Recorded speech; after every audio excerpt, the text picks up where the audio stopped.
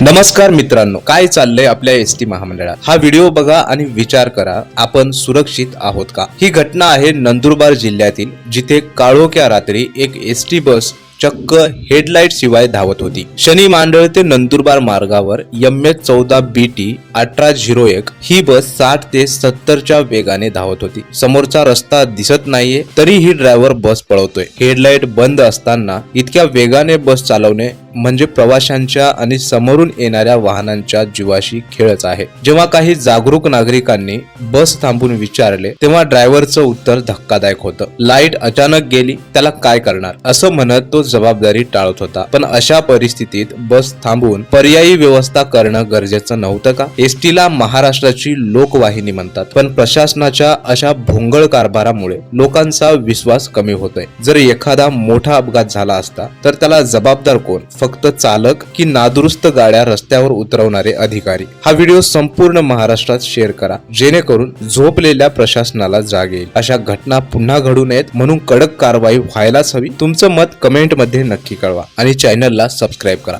धन्यवाद।